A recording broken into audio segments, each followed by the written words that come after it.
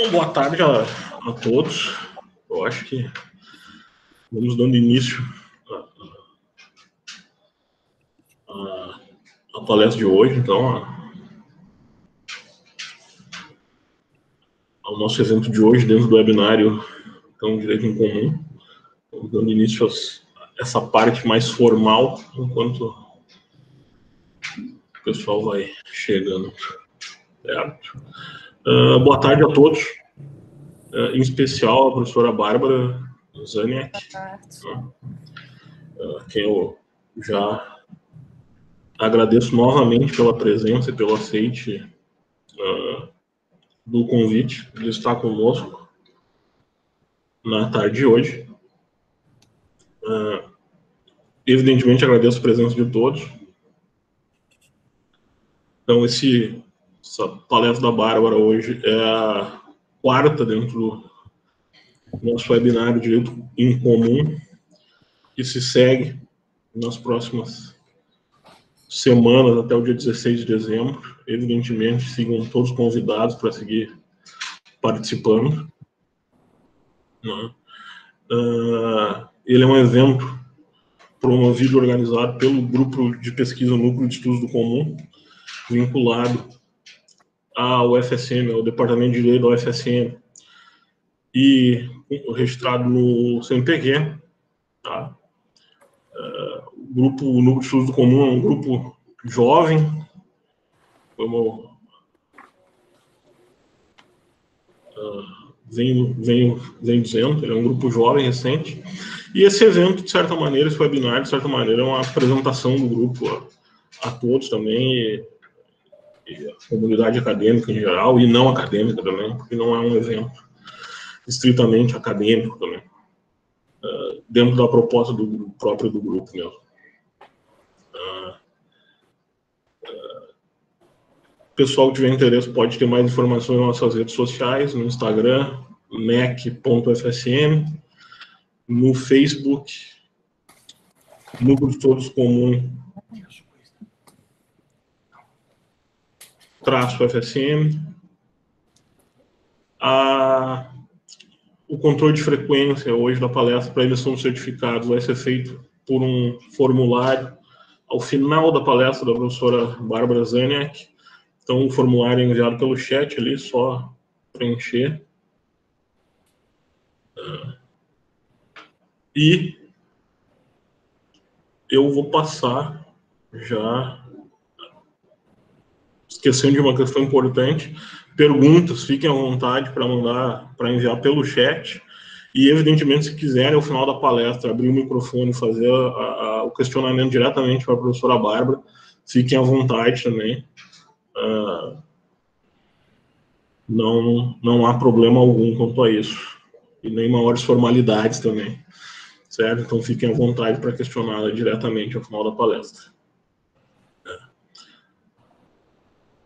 Então, vou apresentar rapidamente a professora Bárbara e já passo a palavra a ela. A professora Bárbara Zaniak é doutora e mestre em design pela Pontifícia Universidade Católica do Rio de Janeiro, pela PUC-Rio, é pós-doutora pela Escola Superior de Desenho Industrial da UERJ, professora adjunta da Escola Superior de Desenho Industrial da Universidade do Estado do Rio de Janeiro, UERJ, é coeditora das revistas Lugar Comum, Multitudes, Paris, e Redobra, ligada à FAO da UFBA. A professora Bárbara Zaniak vem conversar conosco hoje vem falar conosco sobre estética da multidão e o espaço urbano do público ao comum. Registro mais uma vez que é um prazer te receber, Bárbara, e muito obrigado por estar conosco nesta tarde. De pronto, te passo a palavra. Muito obrigada, professor Fernando. Boa tarde a todos. Agradeço a você e também a todo o grupo de pesquisa, Núcleo de Estudos do Comum. Muito bom saber que tem um novo núcleo, né, de pesquisa aí em Santa Maria. Eu adorei o convite, queria realmente agradecer. Acho que tem um diálogo que pode ser muito produtivo entre design e direito, né? São campos que são atravessados por questões comuns, justamente, tensões entre formal e informal, né? As formalidades e as informalidades entre o constituído e o constituinte. E eu acho que é um pouco isso que eu vou tentar, esse diálogo, vou tentar costurar algumas possibilidades, né? A estética da multidão e a questão do comum são temas que eu trago comigo desde o mestrado, doutorado, e ele foi se desdobrando até os dias de hoje, né? Inicialmente, eu tinha realmente uma pegada, uma abordagem estética e política, digamos que depois de minha institucionalização, né, no campo do design, eu aproveito também as ferramentas do design. A minha ideia para hoje foi organizar, em primeiro lugar, eu organizei minha fala em três partes de 15 minutos, porque é uma maneira que eu consigo assim, um pouco controlar o tempo, né? Então, a primeira parte eu vou abordar uma estética da multidão, né, a partir de uma ocupação em São Paulo. E vocês vão ver, digamos, já nesse momento, uma primeira definição de uma estética da multidão como uma estética constituinte. Depois, no segundo momento, eu vou já abordar a questão do comum como um processo constituinte, a partir, sobretudo, do livro A Constituição do Comum, de amigos, Alexandre Mendes e Bruno Cava. Já vou fazendo um pouco a publicidade deles. O Alexandre Mendes, inclusive, é colega na UERJ. E depois, na terceira parte, então, sempre desses bloquinhos de 15 minutos, nada de muito rigoroso, mas também que me permite esse controle do tempo, eu vou abordar o comum como um processo criativo. Então, vou falar da criação do comum. Eu acho que esse conjunto vai trazer, digamos, me permitir estruturar uma fala e uma tese e provocações. Então, eu vou começar com essa primeira parte, que é uma parte muito imagética. Então, eu vou compartilhar minha tela com vocês e vou seguir falando, né? É uma parte, como eu digo, imagética, então deixem-se um pouco afetar também pelas imagens. Só um instantinho para eu fazer esse compartilhamento e ver se eu não erro nada aqui.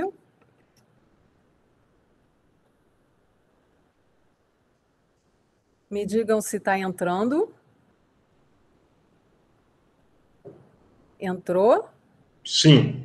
Sim, ótimo, obrigada. Então, vou começar a falar, então, para introduzir, digamos, né, essa estética de multidão, a partir dessa fala, dessa ocupação que se chamou Prestes Maia, em São Paulo. Naquela ocasião, eu estava tentando pensar como lutar pelo direito à cidade na contemporaneidade, né? Eu acho que temos esse livro em comum, que é o do Henri Lefebvre, né? Sempre atual. Mas eu, assim, lendo algumas questões, essa perspectiva, né, aqui do Sul, eu queria, além da dicotomia centro e periferia, né, questionar se é possível pensar as ocupações urbanas como produtoras de múltiplas centralidades, né, pensar o território como uma ampla rede, onde cada ocupação fosse um centro de produção de cultura, educação, comunicação. A ideia de rede estava vindo, né, muito através do Império, como estava comentando com o Fernando, um livro que já agora faz 20 anos de sua publicação. E eu gostaria de verificar se é possível ir além das articulações entre Estado e capital e constituir comuns urbanos. Isso já naquele momento é algo que me preocupava, essas articulações que não dão conta das nossas demandas.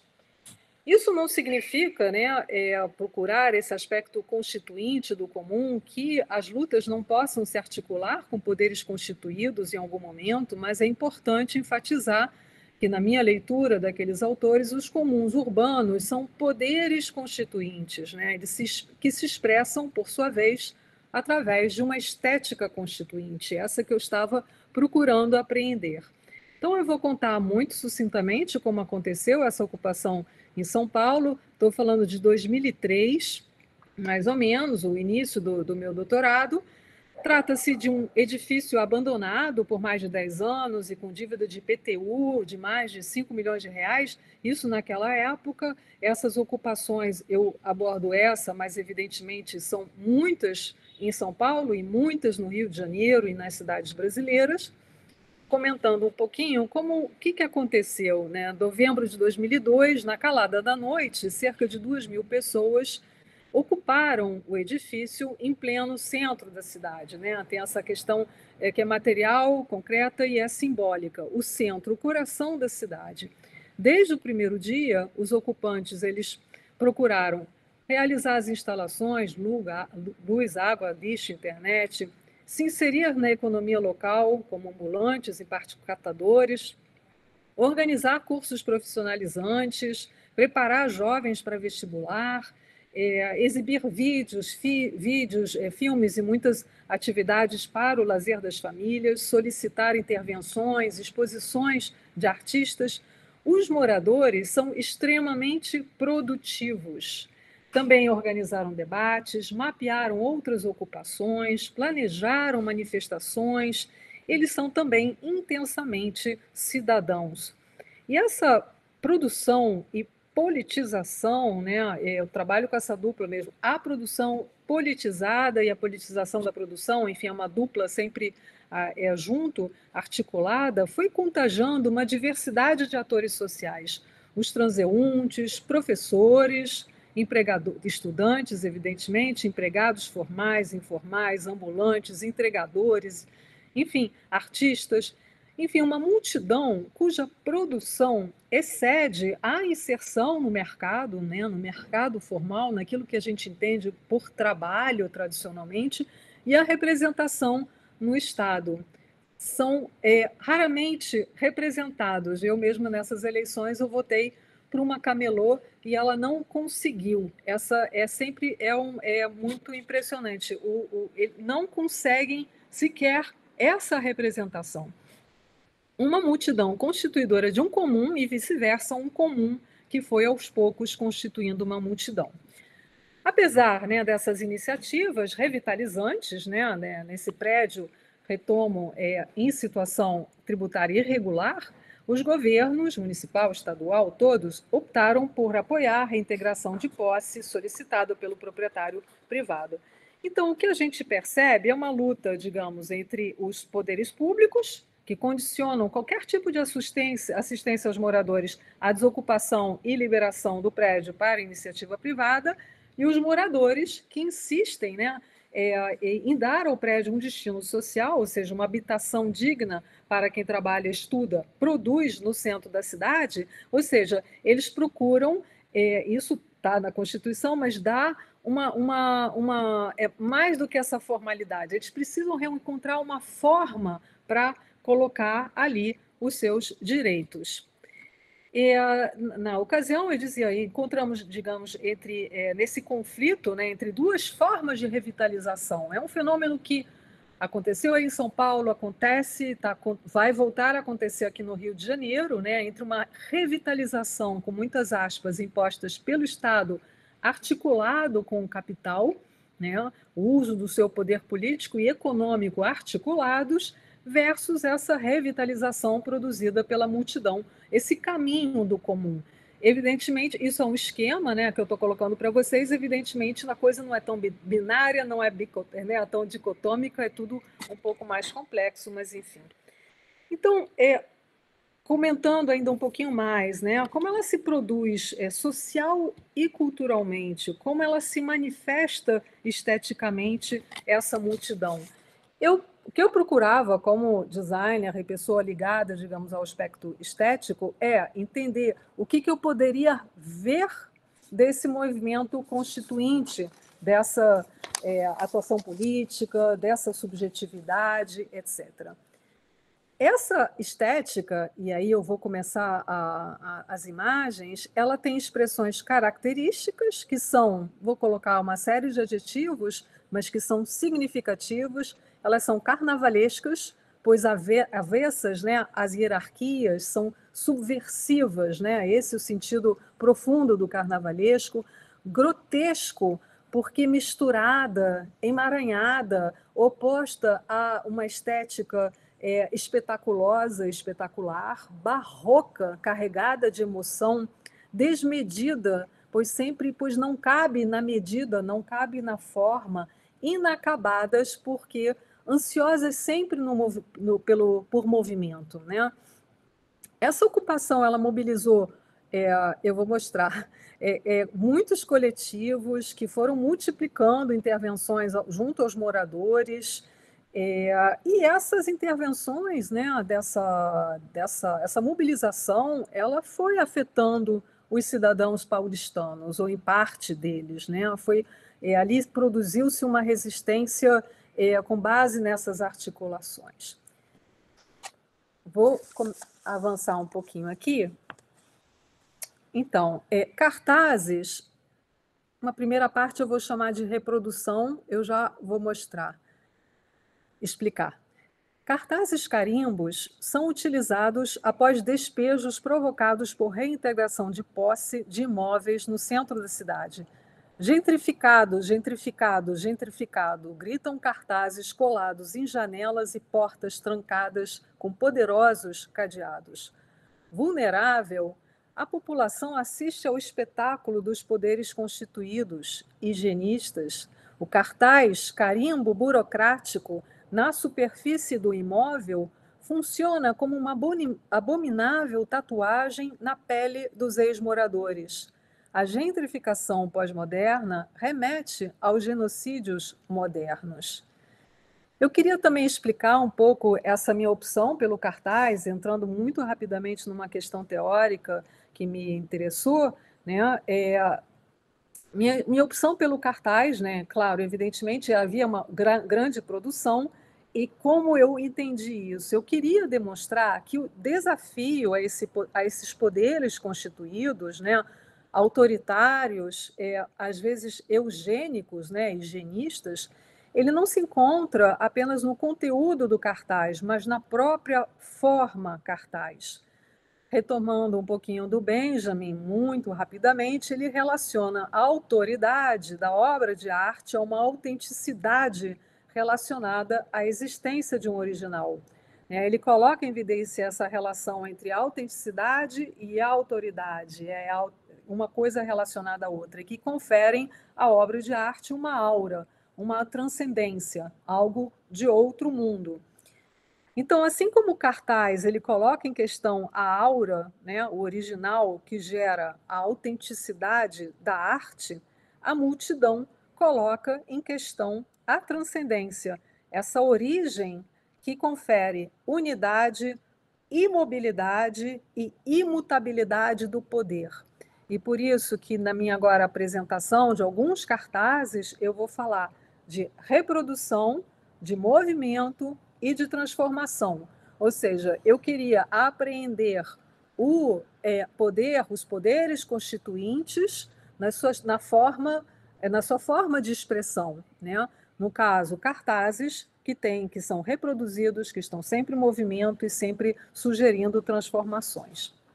Então, seguindo, o cartaz coloca em xeque a unidade, a autoridade dos poderes, pois, através de sua multiplicação pela cidade, alcança um movimento desde sempre perseguido pela lógica massificadora do mercado, pela força ordenadora do Estado.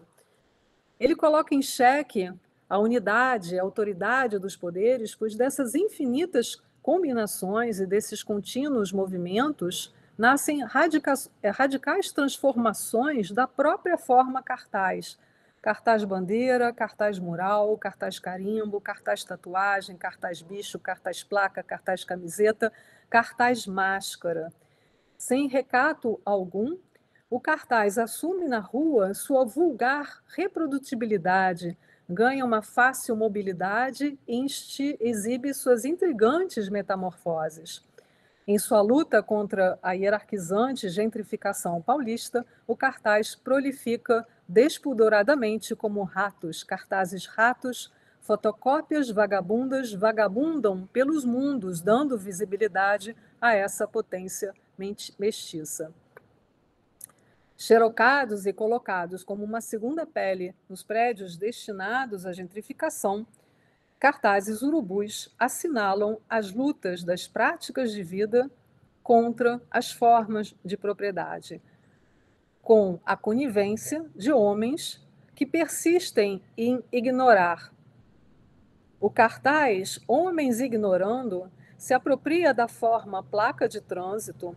O Código Normativo de Circulação é recodificado carnavalescamente para chamar a atenção do pedestre apressado, do motorista de táxi estressado, do passageiro no ônibus apertado. Um burocrata engravatado, sob a forma de um pictograma indiferenciado, demonstra total indiferença ao que se passa em seu entorno. A extrema indiferença de seus contornos humanos o tornaria intensamente indiferente às formas de diferenciação. Seriados, estandardizados, padronizados, homens com gravata ignoram a singularidade de homens e mulheres sem teto. Vou passar um pouquinho outros cartazes da ocupação e seguimos para a parte do movimento. O controle dessas singularidades é denunciado nos cartazes que, reproduzindo alvos, são pendurados nos corpos, mulheres placa, homens velhos placa, crianças placa. Os cartazes ganham a mobilidade dos corpos em movimento, corpos que procuram escapar, simbólica e efetivamente, ao biopoder. Ao desfilar com seu corpo-alvo frente a um batalhão, a potência militante subverte carnavalescamente o poder militar bélico soberano. Né? É sempre esse o movimento de todos os nômades, né, da cidade, os camelôs, os ambulantes, os sem-teto, sem endereço fixo. O terceiro ponto, né, lembrando que eu estou tratando essa questão da unidade, da imobilidade, da imutabilidade dos poderes constituídos, é a metamorfose. Para além dessa desabusada reprodutibilidade e da conquistada mobilidade dos cartazes colados nos corpos, as inversões e subversões carnavalescas estão presentes nas metamorfoses expressas pelas máscaras. Máscara da juíza, máscara do subsecretário municipal de habitação, máscara do prefeito, do subprefeito da Sé. Máscaras apontam a relatividade dos poderes constituídos. Aos proprietários do imóvel, ao secretário municipal de habitação, ao subprefeito da Fé, ao prefeito, ao governador, o manifestante diz: eu sou potência. O mascaramento é a prática vital que permite à ocupação revidar a asfixia imposta pela expropriação de tudo. O cartaz metamorfoseou-se em máscara que deve ser analisado dentro desses processos que a configuram, a produção de outras cidades possíveis. Então, eu estava procurando aqui, né, mostrar um pouco esse conflito, né, contemporâneo entre essa produção de uma cidade à imagem do Estado e do capital. Uma imagem é uma cidade monumental, uma cidade espetacular, e essa outra constituição de cidade, ou melhor, constituição de comuns urbanos, pelas lutas mesmo, de base, enfim, por todas essas questões mencionadas, moradia, mas trabalho também, e um direito à cidade alargado, né?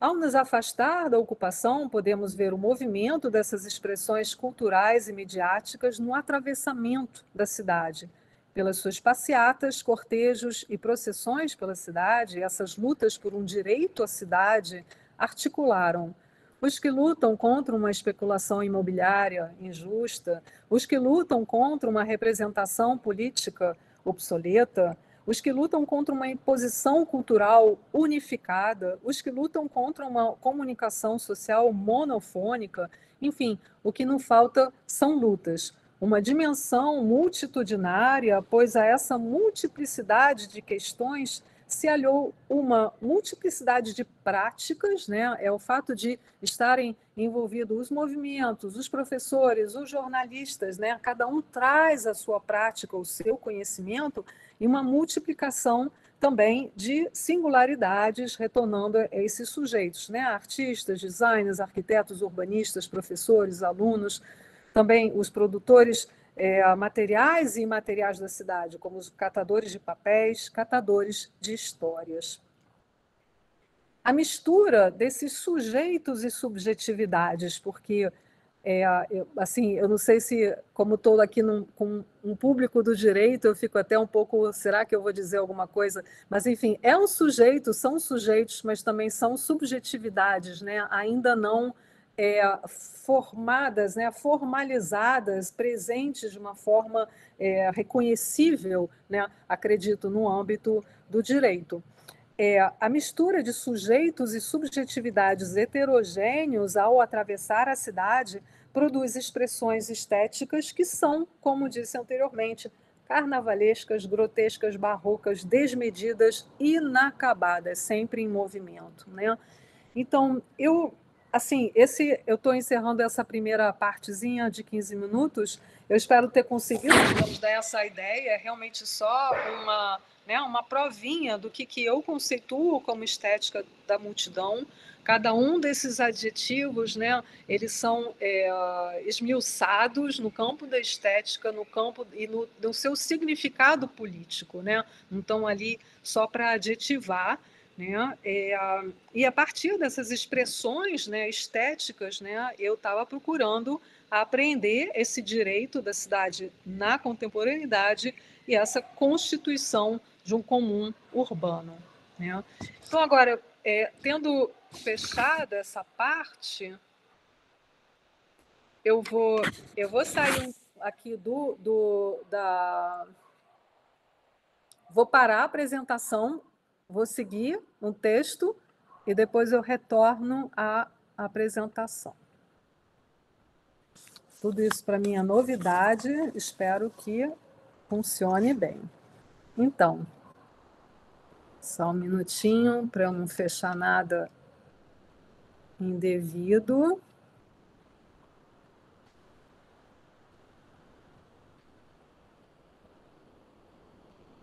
Só um minutinho. Então, tá. Então, eu encerrei essa primeira parte, né? Essa provinha só de uma ideia de uma estética da multidão, as suas qualificações, uma exemplificação, a sua conceituação, etc. Né? A gente pode retornar algumas questões no debate, porque são muitas questões mesmo. Eu vou, então, avançar nessa ideia da constituição do comum como constituição, né? E aí eu peguei um pouco, né, essa carona nesse livro do Alexandre Mendes, do Bruno Cava. O livro se chama A Constituição do Comum, Antagonismo, Produção de Subjetividade e Crise do Capitalismo. Eu vou pensar algumas coisas que me interessaram no livro e seguir na minha reflexão, mas vamos lá um pouco ao texto que traz umas questões muito importantes para a gente. Então, já na introdução, a Constituição do Comum ela é inserida, né, num contexto de lutas que remontam à insurreição zapatista de 1994, atravessam os protestos por uma alterglobalização nos anos 2000. Eu acho que esse é o ciclo, né, que eu mais acompanhei, o Bruno Cava, o Alexandre Mendes, o Giuseppe Coco, enfim, estávamos muito atentos ao que estava acontecendo nesse momento e chegam até o mais recente ciclo de 2010, onde a questão do comum urbano se faz mais presente e evidente, né? foi um ciclo de ocupações, né? Se a gente consegue ter esse olhar, né? Foi um ciclo de ocupações de praças e parques e entre outras ocupações urbanas, aquelas ocupações por moradia, por exemplo, persistiram.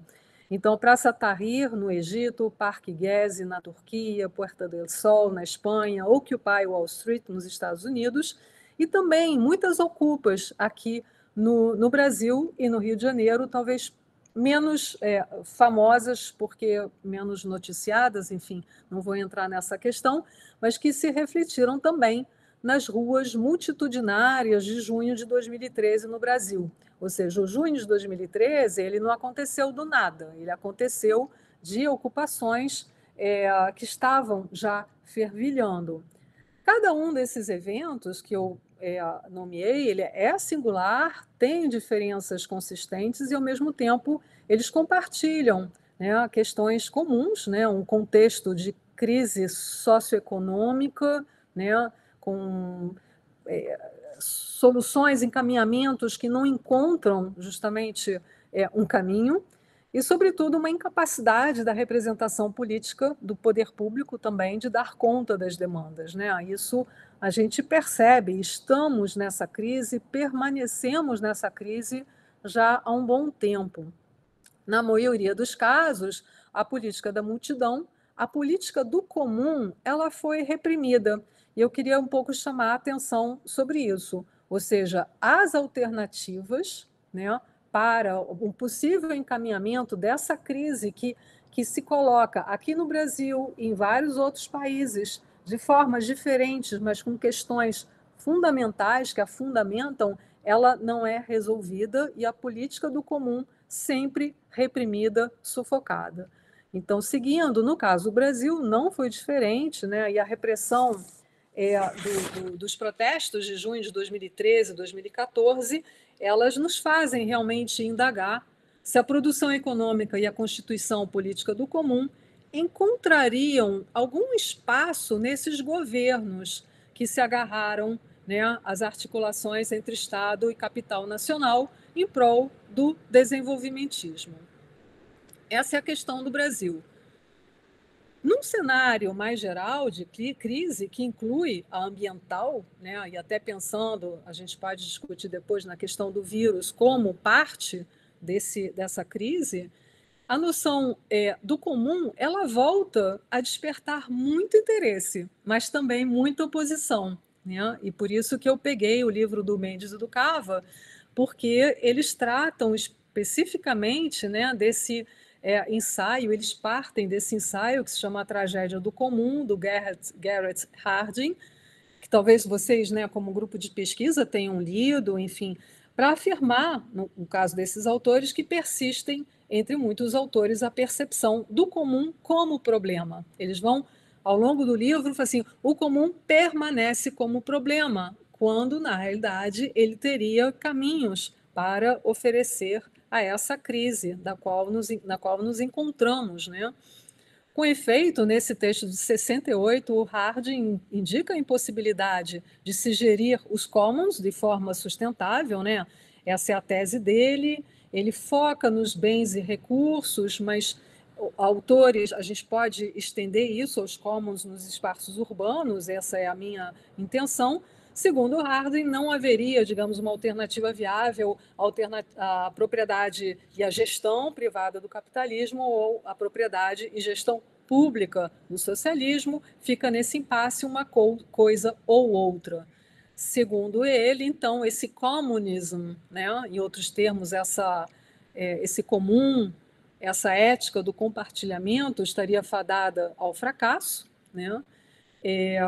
E os autores, Mendes e Cava, eles insistem mesmo, o comum foi e continua sendo reprimido, né? Primeiramente pela arte de governar liberal, né, num primeiro momento, e hoje pela arte de governar neoliberal, mas com uma inspiração Foucaultiana, né, que eu não vou entrar aqui, eu recomendo a leitura do livro, porque eles fazem uma leitura muito precisa do Foucault, com as ambiguidades e as possibilidades, né? Então, nesse primeiro momento, né, essas práticas comuns desaparecem, né, nessa emergência de uma sociedade civil, articulando privado e público. Num segundo momento, esse momento mais no qual nos encontramos, ele também continua a ser afastado por essa arte de governar neoliberal, né? Todas as formas da relação e a cooperação social são convertidas em fonte de acumulação capitalista. E, bom, essa é uma frase daquelas, enfim, terríveis, né? Porque a impressão que se tem é isso: tudo que se faz, toda a nossa cooperação, em algum momento, né, ela é transformada em mais fonte de acumulação. Mas eles mencionam Foucault, eles se agarram em Foucault para abordar os processos de subjetivação, né? E que eles colocam que trata de se perceber como as lutas pela subjetividade passam a ser consideradas como centrais na atualidade. Então, é um pouco esse um dos impasses. Eu vou trazer mais elementos, mas que eles estão trazendo.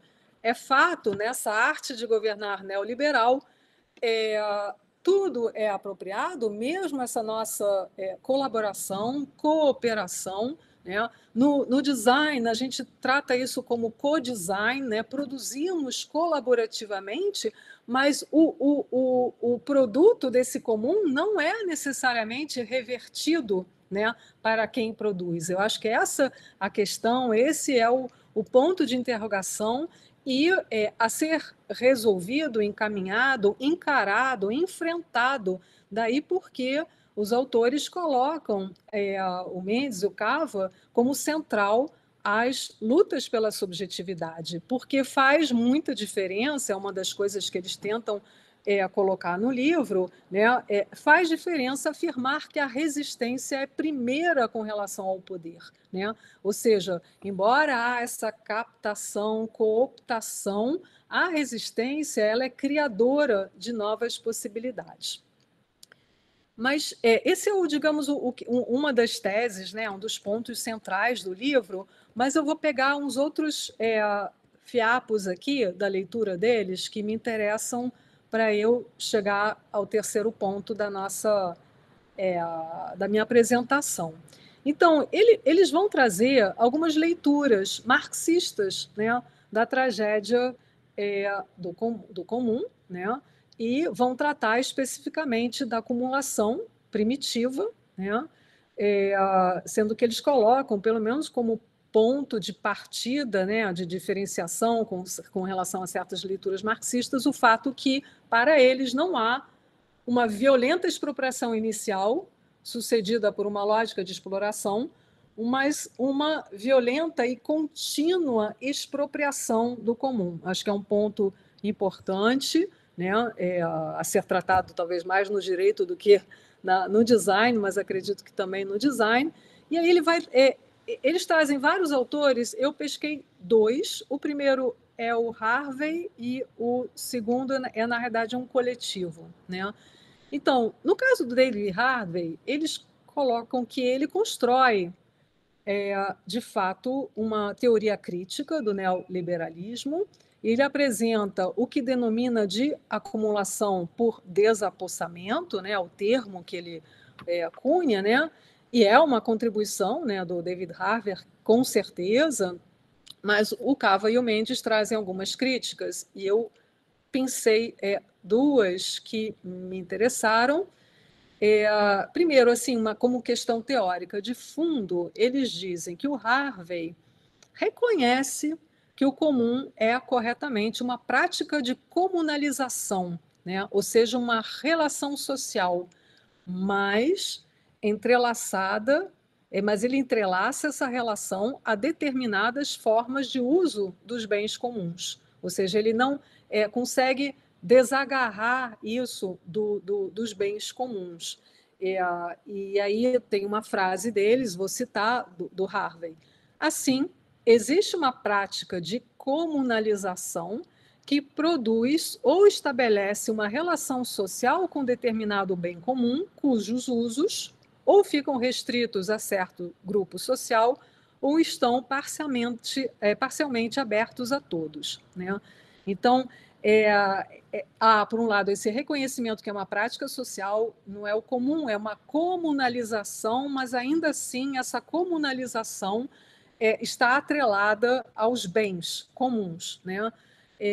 Essa questão me interessa. No design, a gente tem usado o termo commoning para denotar, né, esse aspecto do fazer comum, né, como uma prática e não apenas como bem. Eles criticam aqui, por exemplo, o fato do Harvey chegar a justificar certos cercamentos, ou que chamam de enclosures, né? Os enclosures dos commons, né? Esses cercamentos são eventualmente necessários.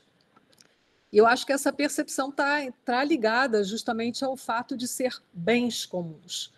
O segundo ponto crítico que eles apontam é, mais uma vez, a questão da relação entre poder e resistência, resistência como criação, né?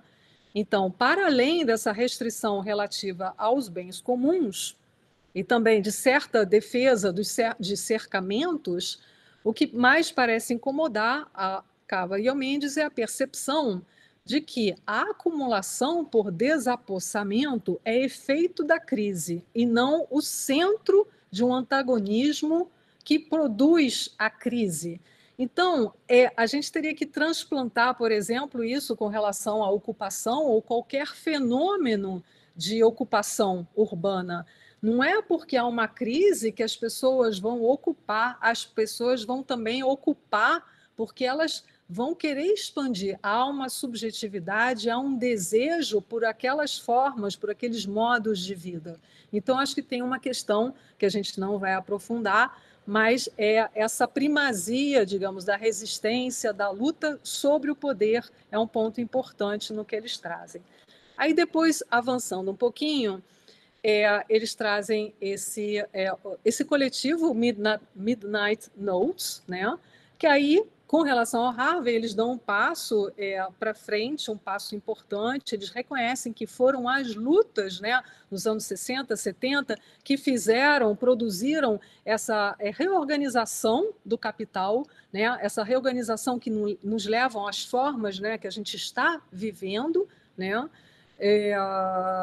E que tudo isso, foi essa reorganização do capital que levam hoje a essa produção de novos enclosures, novos cercamentos do comum. E são estratégias, segundo o coletivo, primeiro de transformação do mundo do trabalho, né? As nossas formas de trabalho se transformaram em formas móveis, migrantes, em particular sem direitos, né? Eu botei aqui um comentário, mas evidentemente não são os autores, sou eu mesma falar essa uberização do trabalho, né? Flexibilização, precarização, etc., né? E também um outro ponto que eu acho que é importante, que é a estratégia de destruição do comum global, né? Aí a gente entra na questão do meio ambiente, etc. Mas tentando concluir essa parte, que eu queria dizer? Que eu acho, para mim, é importante nesse ponto. Esse ponto, são dois, na realidade, que eu sublinhei, né? O fato de muitos ficarem atrelados à questão do bem comum, mais do que o processo social, e também quando conseguem captar o processo social, o comum como comunalização, ainda permanecem presos numa lógica de que seria o capital que produz a transformação e não as lutas, né? E aí, essa questão me faz pensar que o que a gente está colocando aqui, um dos aspectos, é que o comum não é não só algo a defender. Fico pensando nisso para pensar justamente nessa relação do direito e do próprio design. Não algo para apenas defender, mas algo para constituir. Por isso que nós, né, negrianos, né, fizemos, né, durante seminários sobre a constituição do comum. É algo a constituir, né? E, no meu caso, eu acho que é também algo a ser criado, né? Que é um pouco o que eu puxo como colaboração na área do design. É, eu acho que é um pouquinho isso que eu queria dizer ao trazer esse livro. Vou pegar mais duas caronas nesses dois autores, duas caronas para ir para o design. Primeiro, que no livro do Cava eu acabei não trazendo essa imagem.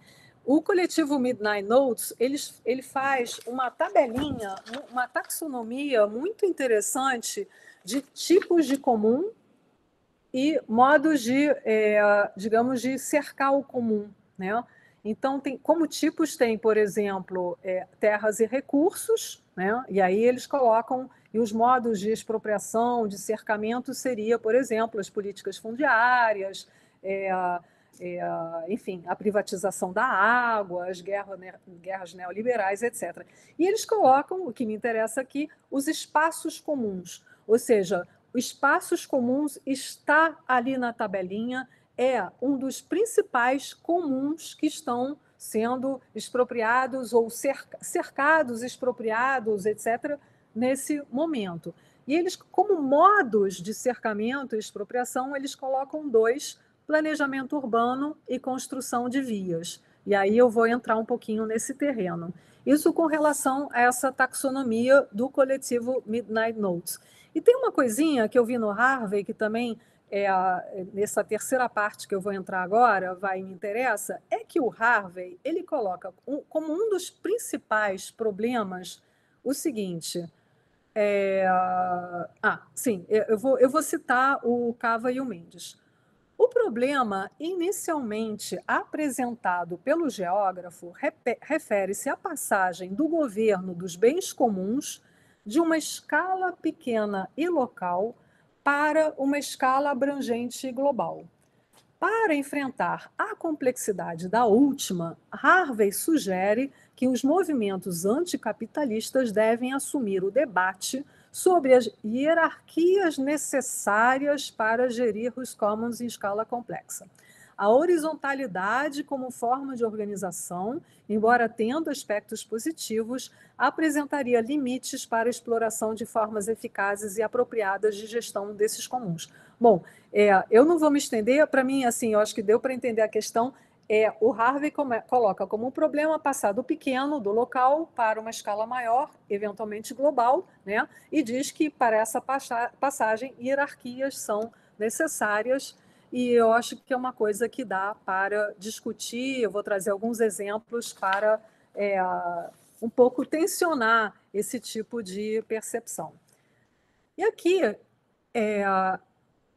eu já passei um pouco, né, Fernando? Eu fiz 15 minutos e 20 minutos, né? Mas você vai me conceder aí mais um tempinho, né?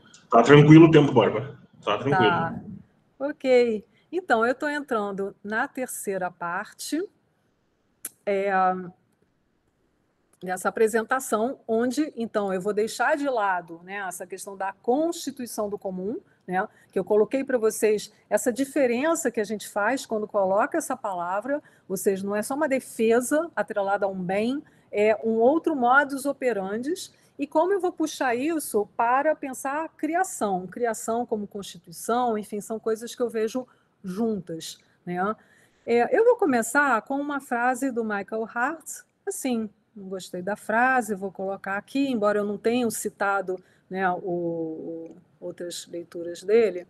Então, de uma parte, mas eu acho que amarra um pouco uma das questões que a gente está discutindo aqui. De uma parte, o comum define o planeta e todos os recursos a ele associados: a terra, a floresta, o ar, a matéria-prima, a água e tudo mais. Essa definição é conhecida pelo termo usado no inglês do século XVII, commons, né? A gente sabe que está tendo um terreno de vocabulário, né? Ele vai trazer uma diferenciação. O commons, geralmente, seu emprego está usado a isso. De outra parte, o comum se refere também, quer dizer, não apenas a isso, mas aos produtos do trabalho, da criatividade humana, como as ideias, a linguagem, os afetos, etc., né? Então, ele está trazendo essa diferenciação e diz: se poderia considerar o primeiro como comum natural e o segundo como comum artificial, mas na realidade, essa divisão cai rapidamente, né? Então, é só um pouco um ponto para problematizar e entender que realmente nesse campo conceitual, alguns autores vão, levados por uma terminologia estar mais suscetíveis aos commons como bens, e outros já integram os aspectos imateriais, sociais, etc. E aí, sempre vou retomar um pouquinho. Então, comecei minha fala apresentando a ocupação Prestes Maia, né, como uma luta por um direito à cidade, porque é moradia, mas é muito mais do que moradia. Mas também podemos mencionar, né, essas ocupações de praças, parques, né, são todas elas formas de luta contra projetos urbanos de especulação imobiliária, né? Esses projetos urbanos que articulam os poderes públicos e interesses privados, e eu nem vou citar os exemplos, porque são muitos e muitos, né? E a favor, né, são lutas a favor de espaços de convivência familiar, de encontros com amigos, de vida comum, né? Esse tipo de ocupação de espaço comum visa, claro, a defesa do parque em si, da praça em si, mas ele extrapola, né, para ganhar essa dimensão de demanda de uma qualidade de vida e também uma forma de democracia mais participativa e direta. É aquilo que eu estou colocando como uma constituição e uma criação. E agora, a pergunta que não quer calar. E o que isso tem a ver com design? Como o design entra nessas lutas pelo comum? E eu vou voltar a a minha apresentação. Deixa eu fazer devagarinho para não fazer nenhum gesto equivocado. Retomando aqui a apresentação.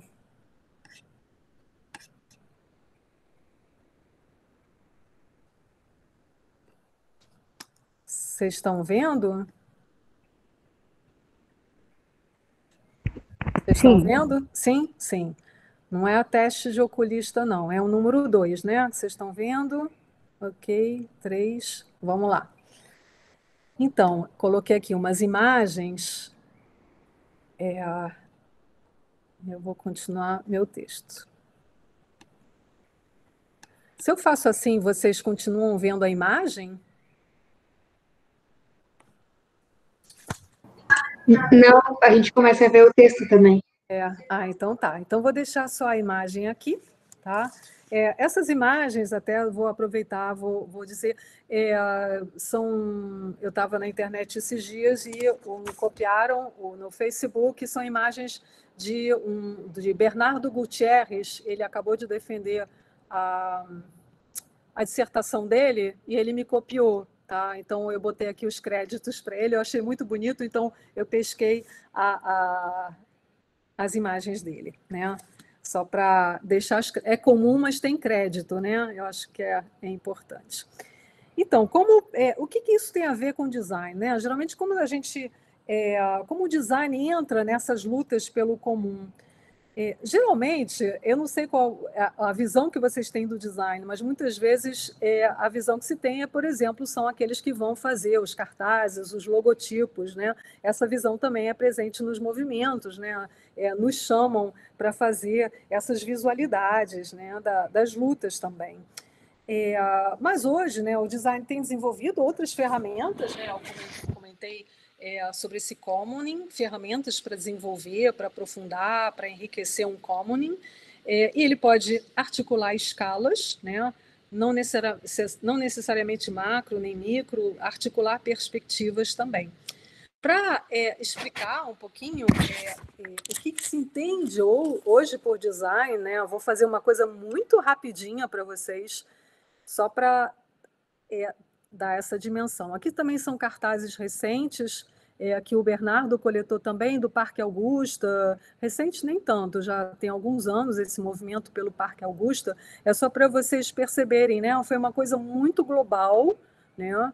E aqui também encontrou formas, expressões, inclusive em momentos de manifestação, são imagens sempre que eu peguei dele ali, do Facebook, e também momentos de ocupação de parques, né?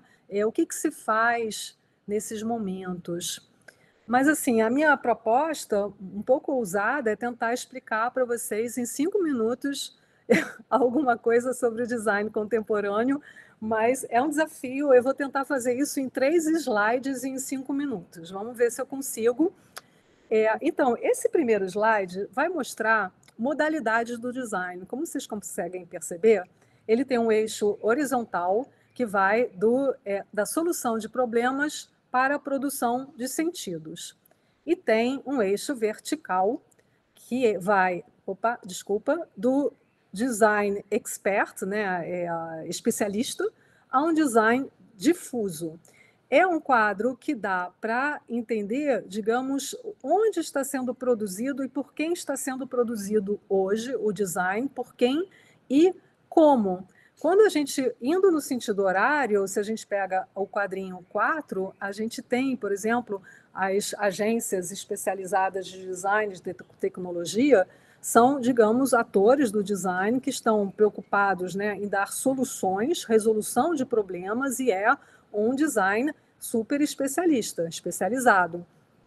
Ao lado, se a gente vai para o 3, as agências de comunicação e de design, algumas delas, elas estão sempre nesse, digamos, no setor de um design especializado, mas a questão não é tanto solucionar problemas, elas vão também na direção de produção de sentidos. Já indo para o quadrante de baixo, a gente tem, na casinha 2 ali, os ativistas culturais, que são também grandes consumidores e produtores de coisas mais ou menos afins do design. Muito desses cartazes que eu mostrei aqui, a partir da coleta do Bernardo, muitas vezes não são produzidos por designers, né? E eles estão já numa produção de sentido, né, de lutas, de coisas que fazem sentido, e eles participam de um design difuso. Pode ter designers e às vezes não tem. E tem também, já ao lado, chegamos ao ponto 1, né, as organizações de base que estão, sim, interessadas em resolver problemas, né? Acho que se o MST contrata, né, ou chama ou convoca um designer, vai ser para resolver um problema, mas também muitas vezes um design difuso, porque envolve outros autores. Então, com esse esquema aqui, e passando para o slide 2, desculpem, esses slides, essas organizações são de um autor que se chama Ezio Manzini, né? Estão num livro que se chama Design Quando Todos Fazem Design. É o livro dele. E aí, o que vocês percebem de diferente com relação ao slide anterior é que a gente tem os mesmos quadrinhos, tem os mesmos quadrinhos, mas eles estão voltados para o centro, né, e fazem, digamos, geram algo que se chama uma cultura emergente de design, ou seja, de relações práticas entre designers difusos, designers especializados, ora para uma coisa, ora... Eles convergem um certo número de práticas. E aí tem uma coisa que me interessa, nos interessa, que eu queria chamar a atenção, é que dentro dessas práticas, esse autor, o Manzini, ele cita o design como criação de lugares, né? 2, o design como ativismo e o design como realização, né? Então, retomando, criação de lugares, vamos falar de regenerar territórios, produzir espaços urbanos. 2, ativismo, né? Fazer, compreender, discutir, debater questões, encontrar encaminhamentos, faz parte do ativismo, e designers têm se envolvido, e também o designer como realização é mais relacionado a microempreendedorismo, etc. Ou seja, o que ele está chamando a atenção nesse círculo é a convergência de vários desses atores que estão gerando novas práticas, uma cultura de design. E o terceiro slide, sempre dentro dos meus 5 minutinhos para essa questão, é que ele diz que cada vez... aqui, na verdade, formam-se não só uma cultura, mas verdadeiras coalições, né? Novos atores se articulando, né, para produzir essas coisas. Eles dizem que muitas pessoas participam e colaboram ativamente na criação de novas formas de organização, participando massivamente na resolução de problemas complexos e tornando-se produtores de conteúdo para novas mídias, etc. Essas pessoas operam, essas pessoas em geral, né? Pessoas que podem, inclusive, ter os seus skills, seus conhecimentos, né? Inclusive, pessoas do direito, né? Que operam em um modo difuso, interagem com um número crescente de designers especialistas. E aí diz o Ezio Manzini que, devido a essa percepção, essa nova concepção de design, uma nova cultura e novas articulações entre designers e não designers, né, a gente, hoje, qualquer processo de design pode ser pensado como um processo de co-design. E, quer dizer, isso é uma coisa, eu acho importante, né, assim, pensando que nessas coalições podem haver, e, aliás, é muito importante que tenham pessoas do direito, porque trata-se realmente, seja no âmbito urbano, no âmbito político, no âmbito econômico, do empreendedorismo, de encontrar essas novas formalidades, novas formalizações, né, para que não fiquemos sempre nesse embate entre o formal, o informal e a criminalização, né, desse informal. Como encontrar juntos, né, entendendo essa cultura, essas novas formalidades, formalizações, etc. Então, o Manzini está falando desses processos de co-design que implicam novos atores, novas relações de produção e novas maneiras de fazer política, né, em particular no espaço urbano, esse espaço onde que é produtivo e político ao mesmo tempo. Então, eu acho que eu estou chegando um pouquinho aos finalmente, e o que eu pensei, né? Eu falei, puxa, eu vou trazer um monte de coisas do design e fica um tanto abstrato, então eu resolvi trazer alguns exemplos, tá? Estou trazendo alguns exemplos a partir de pesquisas dos meus orientandos, de mestrado, de doutorado. Trouxe 4 casos onde essa questão dos commons urbanos estava direta ou indiretamente presente, e vou apresentar, e o resto fica um pouco para o debate, que aí eu posso trazer um pouco maiores precisões. Então, por exemplo, o Felipe Leon Anastasakis, ele trabalhou na zona portuária. Eu não sei, aqui no Rio de Janeiro, eu não sei se se essas questões chegaram, né, a Santa Maria, a gente teve um processo de revitalização urbana trazido não por essa prefeitura, anterior ainda, né? Então, a zona portuária foi muito transformada e o Felipe, ele trouxe o projeto de revitalização se chama Porto Maravilha, e o Felipe trouxe, um trabalho de mestrado, né, mais restrito, Maravilha para quem, né? Então, o que ele fez foi criar um jogo de fotografia, então, mas uma fotografia colaborativa, e eu vou explicar um pouquinho melhor. Ele criou um jogo, o jogo foi aplicado inicialmente no nosso ambiente, né, de estudo, de seminário, mas depois lá fomos nós para a zona portuária jogar o jogo. Por que a gente chamou de cofotografia? Porque ele misturou fotografias dele com fotografias das pessoas, ele convocou pessoas, moradores e trabalhadores da zona portuária, aqui a gente está num bar da zona portuária, para trazer, botaram lá no Google Drive suas fotos, podiam ser fotos pessoais, de acervo, fotos que fizeram, fotos que queriam, fotos históricas, então criou ali um comum, né, um comum de fotografia, e o jogo tinha uma dinâmica que as fotografias evidentemente traziam questões históricas, é uma área, por exemplo, que é uma área negra, foi a área que recebeu a zona portuária, porque havia ali o porto, né, que recebeu os primeiros, né, africanos que enfrentaram a escravização aqui no Rio de Janeiro, né, uma cidade com esse passado terrível. Então, que, enfim, essa zona é carregada, tem uma cultura muito forte, e ali no jogo essas questões, assim como a forma como os projetos, os museus, as arrumações, né, gentrificavam, tornavam esse ambiente diferente. Tem a criação de um shopping, a criação de 2 museus, como isso, a eliminação de transporte mais popular por um transporte mais glamuroso, que é o VLT, mas que não funciona.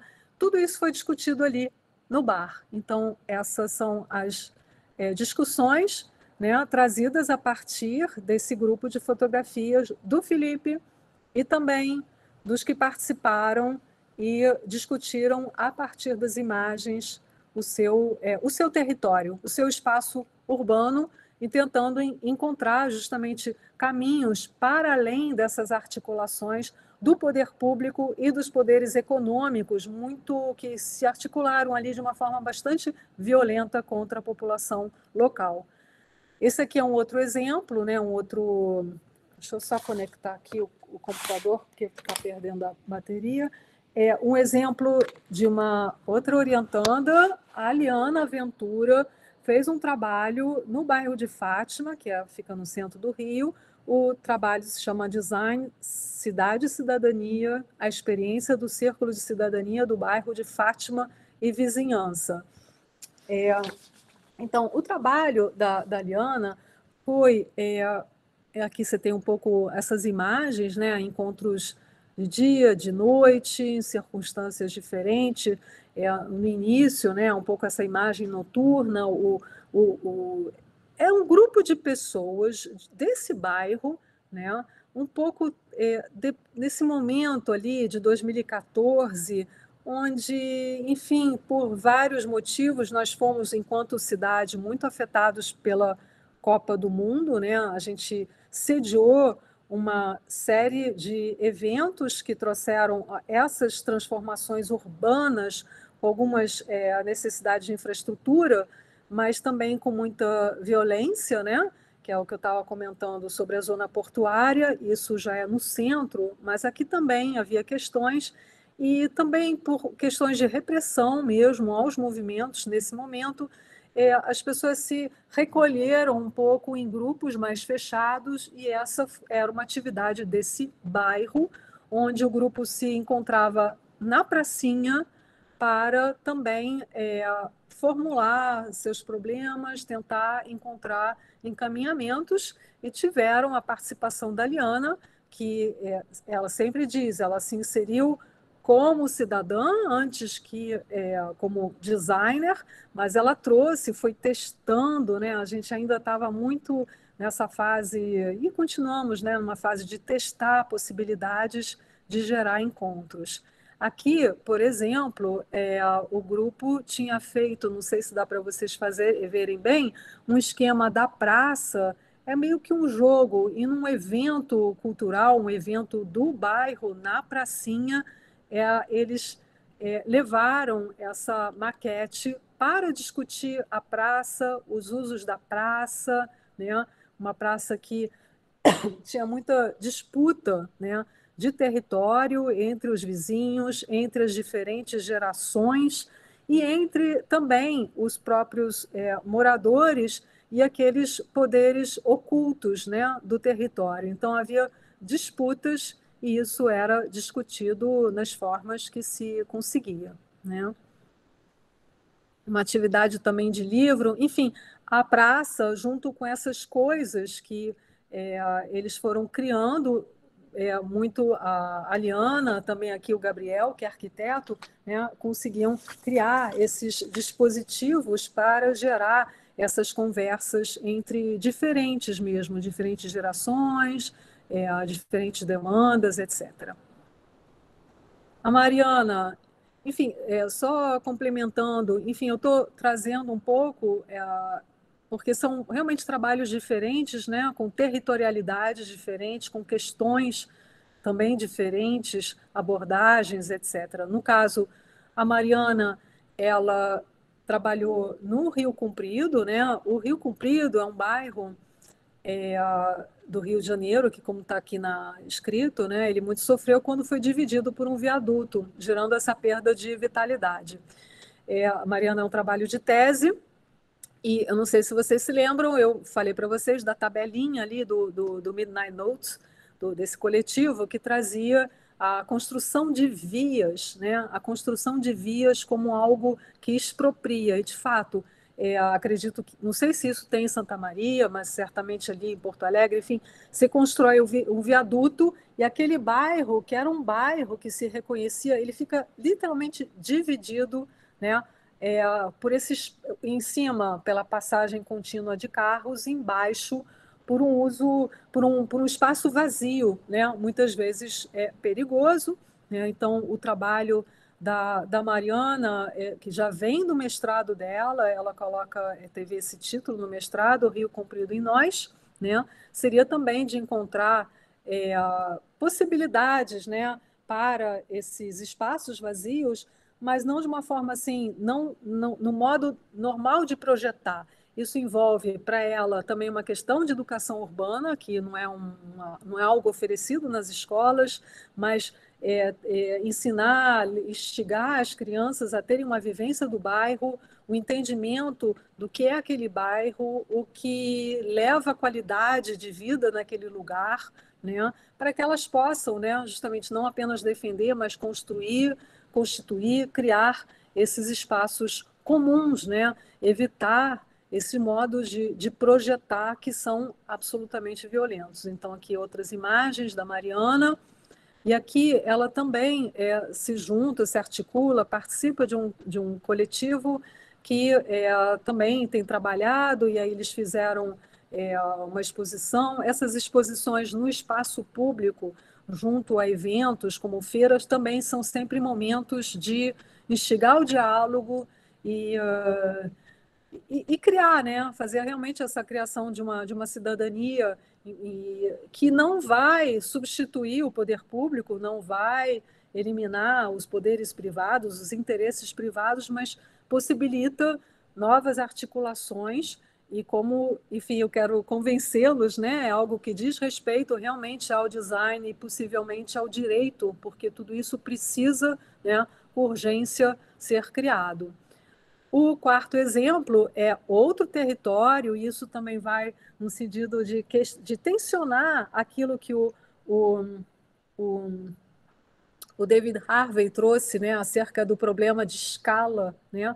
Então, uma das questões que me interessam no design são essas possibilidades de criar, de articular territórios, né, de modo a não sair do micro para o macro, mas criar possibilidades de multi-escalares, interescalares, isso no sentido urbano também, dos poderes públicos também, nessas articulações do cidadão, né, de baixo com o de cima, né? Então, estou falando isso porque eles trabalham no Complexo da Penha, que é um conjunto, né, de comunidades aqui no Rio de Janeiro. Enfim, muita gente, deixa eu ver, eu acho que eu tinha escrito quantas pessoas, agora não estou encontrando, mas, enfim, é muita gente. A imagem de cima é a favela, o Complexo da Penha, é muito grande. Embaixo, essa experiência de agricultura urbana em prol de uma soberania alimentar. Nesse trabalho, como mostrei aqui, tem 3 doutorandos envolvidos. O Diego, mais envolvido diretamente, junto com o Pedro, e a Camille um pouco menos. O Diego está numa frente de agricultura urbana pela soberania alimentar. Pedro pegou o caminho da compostagem e Camille um pouco da saúde pública, também pensando como articular territorialmente, né, a questão da saúde. A gente sabe que a gente tem um SUS, mas que é preciso ter clínicas da família muito sólidas nesses territórios, né? Então, quando eu falo também da perspectiva multiescalar ou interescalar, é um pouco pensar como design e direito, se assim quiserem, articular, fazer essas articulações entre essas escalas e não colocar uma coisa ou outra. Enfim, eu acho que é um desafio para a gente. Eles produzem alimentos na favela. Isso faz uma diferença enorme pela questão da saúde, pela questão econômica e pela questão política, né, da afirmação de uma autonomia. O Diego usa o termo soberania, eu prefiro autonomia no sentido de estar produzindo, enfim, esses alimentos, e isso também desde a escola, né? Quando eu penso nesse território, como eles articulam, deixa eu ver, eles articulam essa ONG, uma escola municipal, uma escola técnica, uma clínica da família, um parque público, um espaço cultural, um centro de assistência social, uma rede de agroecologia e o INT, que é o Instituto Nacional de Pesquisa, e o nosso laboratório, que está fora desse território. Então, assim, para concluir, eu comecei, digamos, apresentando, né, o que eu chamo de estética da multidão, essa luta por um direito à cidade amplo. Continuei, né, nessa ideia de uma constituição do comum e aproveitei algumas das considerações, né, daqueles autores para essas críticas ao planejamento urbano e essas dificuldades de articulação para pensar, né, para apresentar esse pensamento e uma prática do design, né? Para mim, design é um pensamento e é uma prática, né, para a criação desses espaços urbanos comuns, um desafio contemporâneo, ao meu ver, esse medo do comum como algo que é sempre afastado, porque ele tensiona, ele problematiza as articulações entre poderes públicos e interesses privados, por exemplo, nessa forma PPP, né, parceria público-privado. Me parece uma proposta fundamental em um momento de fragilização da democracia, das suas instituições, que a sociedade se fortaleça, criando esses espaços de diálogo, criando outras formas de organização, de formalização, seja para a produção, seja para a política, né? E me parece, por fim, que direito e design podem caminhar juntos, né, nesse processo. E é isso. Obrigada. Vou deixar de apresentar aqui e vou retornar ao vivo aqui com vocês.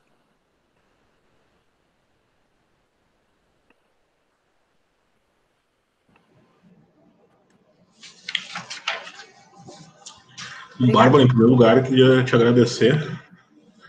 Pedir desculpas pela ausência momentânea ali, mas eu tinha ficado sem luz aqui em casa. Mas felizmente voltou. Por isso que eu saí de uma hora para outra. Pedi desculpas a todos, inclusive pela ausência, mas foi por isso. Queria te agradecer pela exposição e acho que, pelo menos da minha perspectiva, era muito o que eu esperava mesmo, e principalmente dessas, para mim, bem evidentes ligações entre uma área e outra. Né? Em que pese, para mim, claramente, a partir de um déficit do direito, quanto a uma série de questões que tu trouxe, mas que eu deixo para pontuar daqui a pouco. E, em primeiro momento, queria abrir o espaço a todos e fiquem à vontade aí, não vou ser o mediador monopolista do espaço, então o espaço está aberto a todos para questionamentos, para colocações, fiquem à vontade.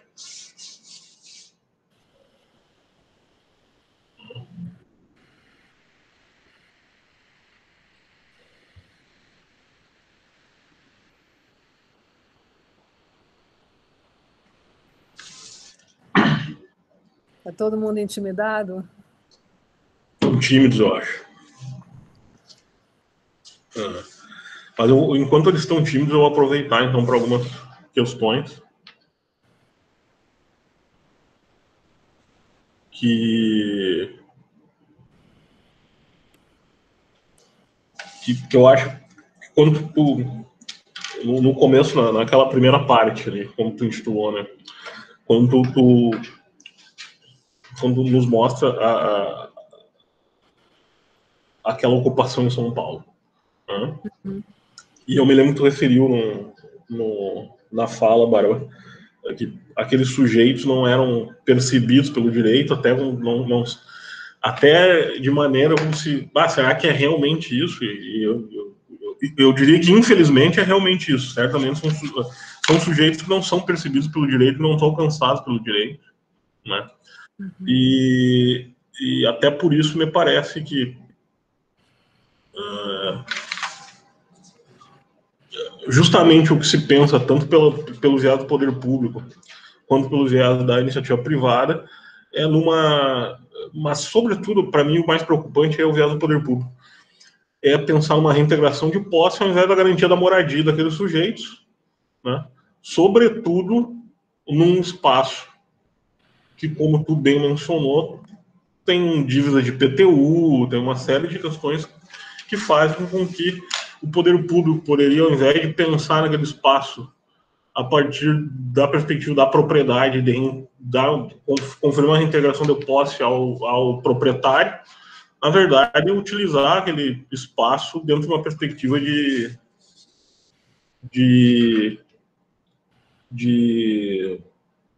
função social mesmo, para ficar dentro do direito aí, mais quadrado, mas já nessa perspectiva se deveria ter uma outra percepção sobre esse conflito ali, da que se tem com o poder público. Né? E depois trago mais algumas questões.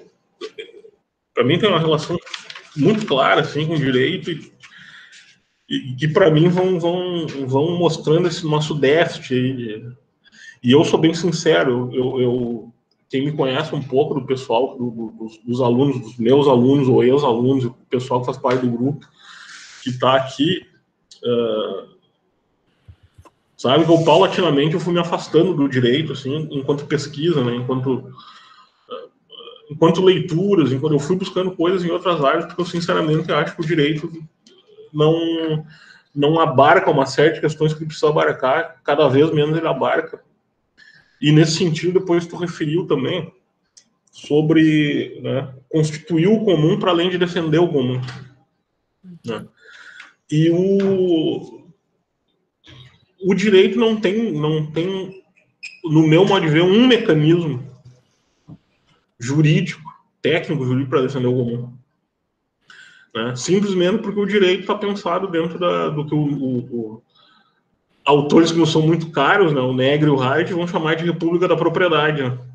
O direito está pensado a partir da propriedade pública e privada, todo ele assentado numa perspectiva da propriedade pública e privada, e realmente o comum é visto como uma problemática que precisa ser gerida ou pela iniciativa privada, ou pelo público, ou pelo poder público. Né? O comum, o direito, é uma questão de gestão.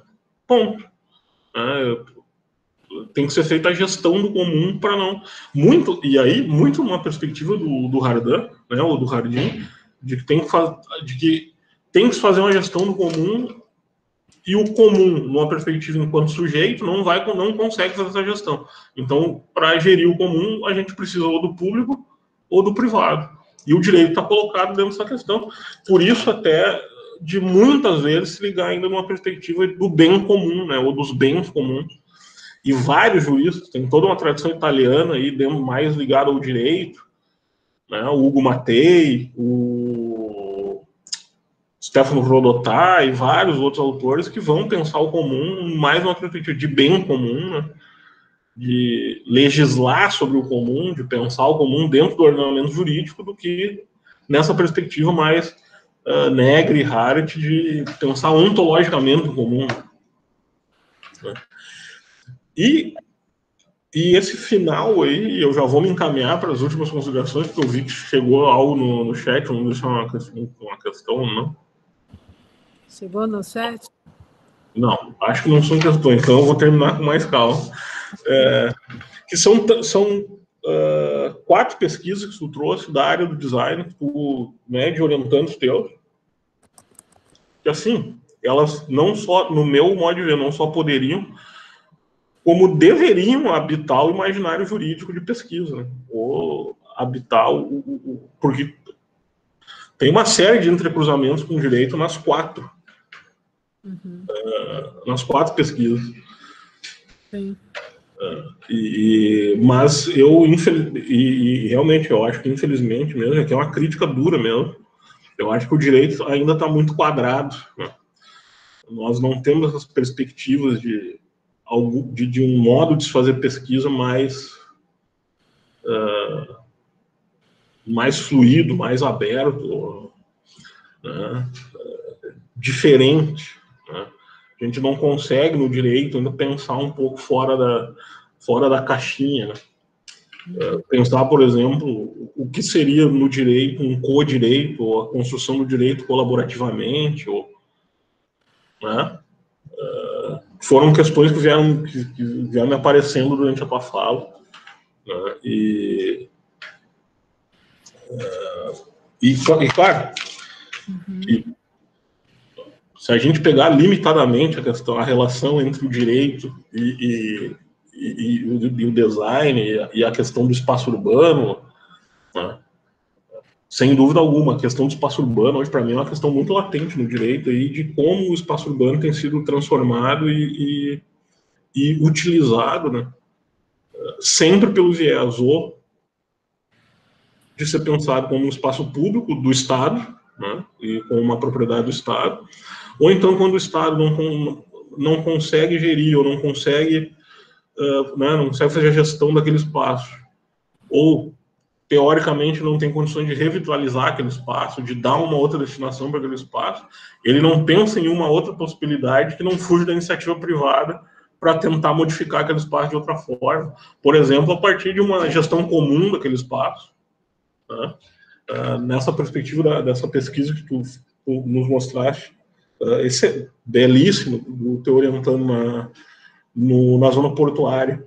Porque ao invés de entregar a zona portuária para iniciativa privada, não se pensar a zona portuária a partir de uma perspectiva de gestão comum, compartilhada, coletiva daquela região, que poderia até ter a participação de pessoas que são ligadas à iniciativa privada, de empresários, mas como cidadãos como qualquer um outro que vão participar da gestão daquela área, da gestão comum daquela área, e não como alguém que vai investir naquela área para tornar aquilo propriedade, em certa medida, né?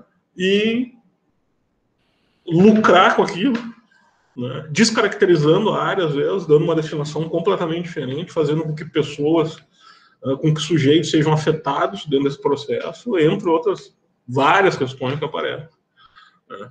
Então, acho que são mais algumas inquietações aí que me surgiram, Bárbara. E fica à vontade para comentar, na verdade, não foi não é uma pergunta, assim, muito ao contrário, mas eu acho que são questões que são muito latentes, assim, no direito, né? E que a gente não consegue ver, às vezes, né? E muito por essa perspectiva de o direito não trabalhar do ponto de vista do comum, não trabalhar pelo viés do comum, e sim pelo viés único, exclusivo da propriedade. Então, obrigado, realmente. Fica à vontade para comentar, enquanto o pessoal fica menos tímido, talvez.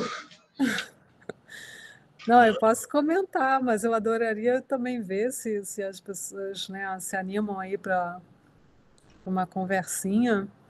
Quer dizer, a ideia também de trazer um pouco, porque eu sei que eu fiz uns saltos assim, né, meio foi intenso talvez, né? Aí eu pensei, ai, como que eu vou explicar, quer dizer, toda a parte estética, né, da estética da multidão, também tá no meu livrinho, né? Tá no mestrado e tá na tese. E assim, posso fazer propaganda porque não tenho nenhum ganho de royalties e tá lá no meu Academia Edu, vocês podem baixar gratuitamente.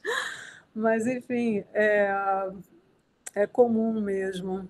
E eu acho que assim, quando eu quis trazer assim, bom, como é que a parte estética, né, da estética da multidão foi realmente assim, nossa, bom, primeiro muito entusiasmo, né, pela teoria negriana, essa que eu digo, ela não é hegemônica, ela sempre é a heterodoxa, é a que está sempre naquilo que não vinga, né? A gente tem um mundo é no mundo inteiro, é uma luta mesmo, né?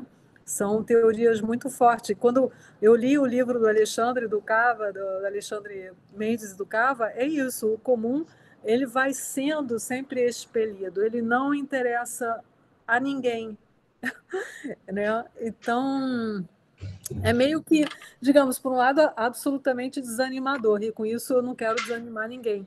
Por outro lado, é muito animador a perspectiva de dizer, é isso, mas justamente nós vamos seguir praticando uma resistência na criação dessas outras formas, né? E, de fato, essas experiências, dessas que eu narrei, né? Claro, 2 são mestrado, 2 são doutorado. Quando eu olho assim, né? Os alunos, que, é claro, o mestrado é uma possibilidade ali, né? É uma pesquisa rápida, né? Ainda assim, elas são potentes, mas é isso, acabou. E quando eu penso no direito, quando eu penso também no doutorado, é para tentar sedimentar um pouco mais essas experiências, porque senão é mais um projeto que se vai, né? Aquilo não vinga, a gente não consegue, né? E aí, só para dizer que não é só no direito, é no design, eu acho que nossa sociedade, a gente não consegue criar, né? Institucionalizar mesmo, né? Ou seja, não é um discurso contra, né? Não, é só pensar que os processos eles vêm de baixo, eles vão ganhando um corpo, né? Até criar essas formas que às vezes se tornam muito duras, muito rígidas, mas que devem ser também renovadas, etc. Mas essa nossa fragilidade, efemeridade, é bastante assustadora no terreno assim, do espaço urbano e certamente no espaço rural também. É tudo muito efêmero e o espaço aqui, na nossa vivência urbana, né? Eu acho que isso tem muito a ver também com a violência nas cidades. A gente sai dos espaços privados, as nossas casas, estamos nesse momento mais ou menos confinados, e vamos para um espaço público que nem sempre é um espaço comum, né? Todas as questões da cidade, a questão da segurança. Eu gosto quando tem gente na rua. Se tem gente, se está vivido, se tem a feira, se tem a festa, a gente está seguro, né? Então, é um problema muito, muito complicado mesmo, né? Esse comum, ele faz falta, porque não se resolve do privado e no público.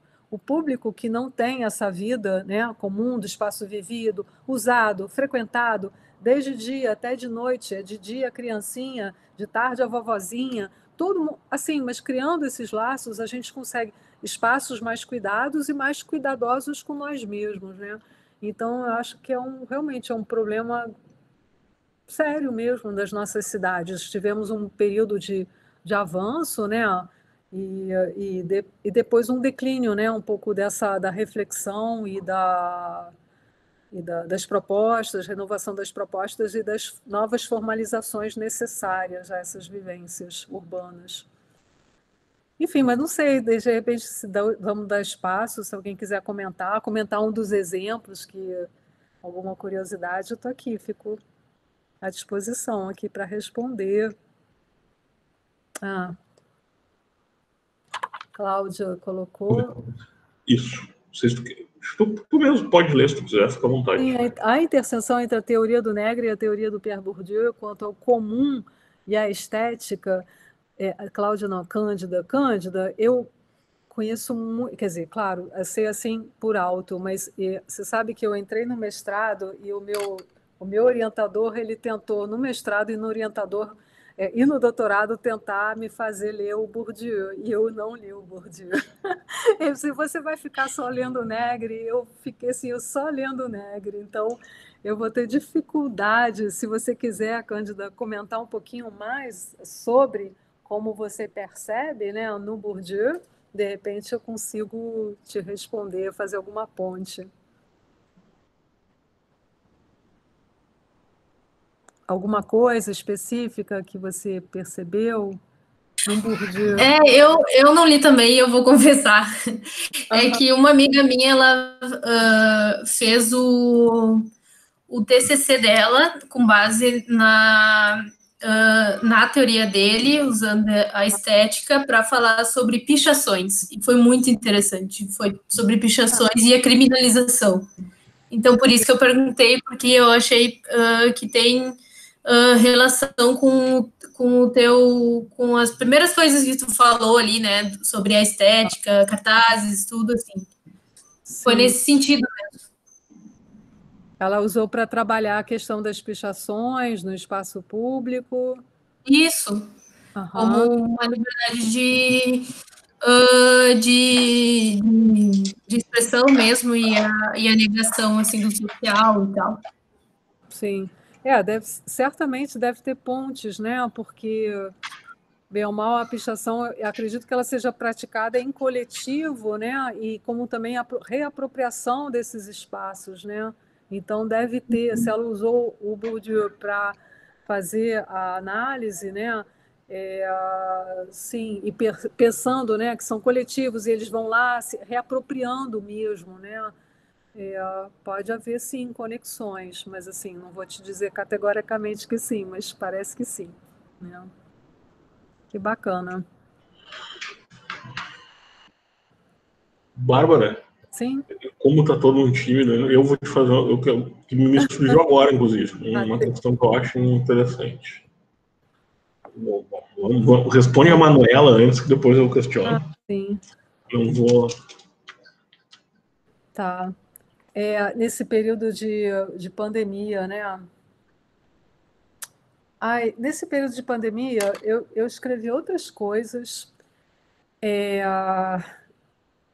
e, na verdade, eu até pensei em escrever uma coisa e que tem uma pegada estética. Eu pensei em escrever, mas foi assim, foi uma vontade mesmo. Eu estava lendo a Donna Haraway, eu não sei se vocês conhecem a Donna Haraway, né? Ela tem esse último livro dela, que é de 2016, chamado Staying with the Trouble.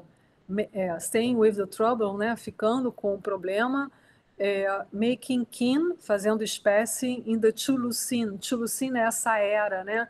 E aí ela usa a expressão simpoética para pensar o fazer com, né? O fazer com é a simpoiesis, né? Então, para mim, isso, claro, evoca toda a ideia do co-design. Só que ela usa todo um outro imaginário, mas ela está falando desse fazer junto entre os diferentes, né?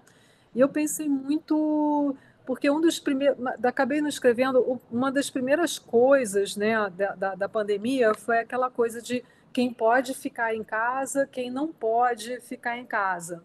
E isso, a meu ver, dividia muito, né? Ao invés de conseguir gerar. É verdade, né? Temos uma sociedade absolutamente desigual, o que me permite, a mim, como professora, ficar trabalhando online, receber meu salário, e outra pessoa vai se expor, né, ao vírus porque precisa fazer o seu trabalho na rua, né? E eu fiquei muito pensando nesse fazer com, né, dessa simpoiese como um cuidado da vida desse momento, né? Eu acho que teria a ver com esse comum, ou seja, o comum pode ser feito, ele deve ser entre diferentes. As situações são diferentes, mas a gente poderia, sim, como agora a gente está numa situação tão complicada e complexa que é só realmente esperar a vacina. Mas, naquele momento, eu falei, puxa, como a gente não pode justamente constituir esse comum que seria, ok, você vai ficar em casa, você vai sair, são trabalhos, são necessidades diferentes, mas vamos tomar cuidado. Houve, acho que, o movimento dos entregadores, né, dos aplicativos, pedindo uma maior colaboração, né, pedindo aos seus empregadores, né, um aumento, pedindo álcool gel, pedindo as proteções faciais, né? E nós mesmos, enquanto na nossa segurança como consumidores, como justamente, eu acho que o comum, né? Eu estava pensando a partir da Donna Haraway como esse cuidado simpoético com o outro, mas eu acho que faz sentido. Faltou, como a gente não conseguiu costurar em tempo hábil, útil, né, essa possibilidade de um comum de seguir vivendo em espaços urbanos de modo combinado, né, e cuidadoso, cada um dentro das suas condições, né, mas sempre cuidadoso. A gente não conseguiu, né, nem vamos entrar nessa coisa, mas eu acho que sim, poderia ser pensado também como e aí a estética seria nesse sentido também mais amplo, né? Não, a gente pensa em estética como a visualidade, mas uma estética também como um cuidado, como um modo de viver junto. Então, acho que tua pergunta, Manuela, faz sentido. Acho que tem a própria comunicação de grupos e, sobretudo, grupos diferentes que poderiam ter se solidarizado mais, né? O que você acha?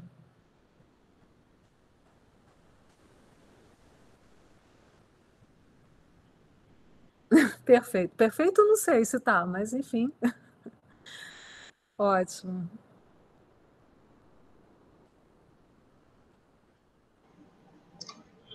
Bárbara, já que eles seguem tímidos, eu acho, Sim. mas me surgiu uma questão sobre pensar e queria saber o que tu acha, se tu visualiza por aí dessa forma, quais são as possibilidades de intersecção nesse sentido. As ocupações, e daí não necessariamente a que você trouxe, mas as ocupações em geral, né? Uhum. Os movimentos de ocupações em geral, com uma estética subversiva ao direito de propriedade, ou à propriedade, né? E ao mesmo tempo os cartazes com uma estética subversiva ao design, mas ao design, digamos, de uma perspectiva mais hegemônica, comercial, né, nesse sentido, e que relações a gente poderia tentar fazer a partir daí. Sim. Visualmente falando, eu tive no início do ano, antes da pandemia, eu estava na França, e eu visitei uma ocupação chamada Le Voisin, mas era uma coisa muito diferente da ocupação Prestes Maia, porque foi uma ocupação, era um hospital que, por algum motivo, não sei se porque já estava muito. Não sei se é um motivo de propriedade ou um motivo porque ele estava obsoleto, mas ele foi esvaziado, né? E ele foi ocupado. Eu não sei toda a história, mas foi uma longa história, e acredito que o que me parece é que a prefeitura, em dado momento, ela abriu um pouco o jogo, né? O que fez com que outras pessoas viessem. Então, havia, nesse espaço que eu visitei, mas que agora parece que fechou, a convivência dos primeiros ocupantes com alguns migrantes, com organizações que estavam se ocupando, né, cuidando desses migrantes, né, nos aspectos legais, justamente papelada, né, a documentação, trabalho, empregabilidade, e também artistas designers. E aí, justamente, uma estética muito curiosa, porque, claro, que tem um aspecto bastante cru, né, simples, né, não é um aspecto luxuoso, espetaculoso, mas extremamente, mesmo que sim, agradável, né? Os arquitetos entraram ali com uma inventividade na utilização, recuperação de materiais, uso dos espaços, muitos espaços coletivos, espaços onde justamente as pessoas podiam chegar com o seu computador, tinham acesso à internet.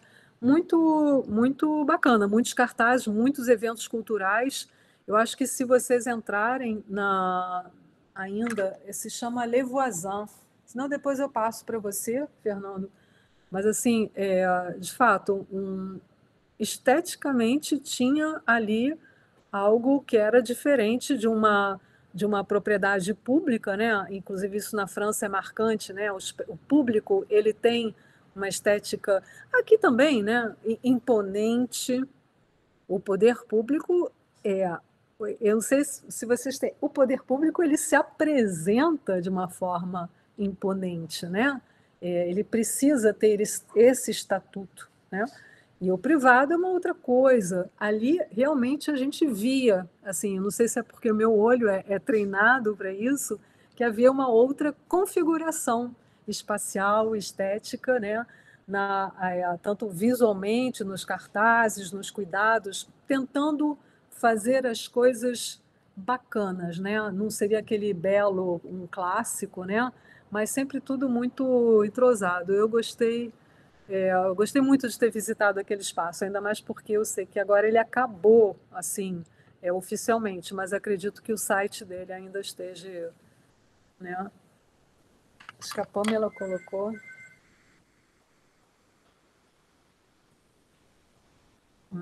Continuando, ficou evidente o papel. Eu posso ler então, Pamela? Você, né?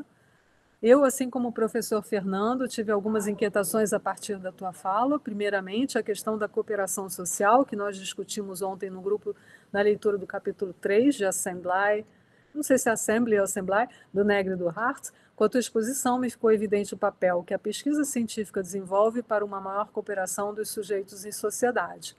E outro ponto que me chamou a atenção aqui na conversa, quando a Franciele falou sobre a legislação, eu lembrei que nossa lei permite que um devedor de condomínio perca seu único imóvel. São, na verdade, diversos dispositivos criados para apoiar interesses privados e colocam em primeiro lugar o material, o capital, em detrimento da vida. Pois é, Pamela, então muito trabalho, né? É muito. A gente vive nessa lógica mesmo, né? Então, é isso, e as pessoas acabam, inclusive, indo procurar nessa forma do Estado, né, essa proteção paterna, porque, de fato, não há esse aspecto, né, mais coletivo do entendimento que essas coisas deveriam ser completamente discutido. Teto, por exemplo, né, é algo que é isso.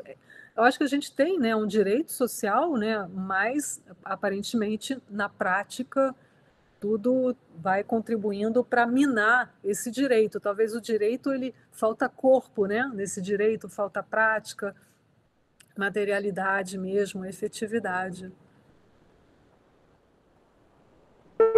Eu acho que pensar uma nova estética para o comum é pensar uma grande reforma do direito, né? Vai precisar de uma grande mudança para conseguir mudar também a estética do comum. Sim.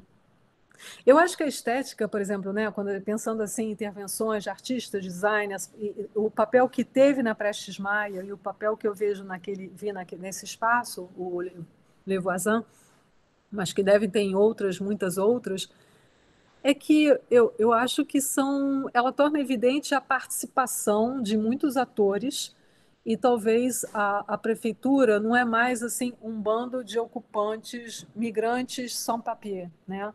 Ou não é um bando de camelô, assim, gera aquilo que eu mostrei um pouquinho, né? Gera um jogo que o poder público ele tem que repensar, né? Na tese eu chamo isso do monstro, né? Essa monstruosidade, esse enigma, né? Que faz com que o poder público e os interesses privados não sabem muito o que fazer com aquilo, porque de fato, são articulações cidadãs que vão, de repente, isso, né? O sem-teto de hoje, né? Mas isso pode interessar uma pessoa que, de fato, a gente pode ser um dia submetido a um despejo por conta do não pagamento, né? Eu tive uma amiga com esse problema, né? Então, é isso. Eu acho que essa multidão, nesse sentido, tem uma certa mistura, né? Mistura social, mistura econômica, mistura cultural, que gera um enigma, né? Um impacto e que exige, né? Ganha mais força no enfrentamento desses poderes que não reconhecem, né? Esses direitos urbanos fundamentais. Mas, assim, realmente não tem solução. Eu acho que a multidão, essa ideia de multidão, são sempre articulações multitudinárias, no sentido de múltiplas, misturadas, em termos de classe social, em termos raciais, étnicos, né? Enfim, de vários, uma capacidade de não mais identificar, mas dessa mistura, o que ela pode constituir e ir no âmago das nossas questões existenciais, né?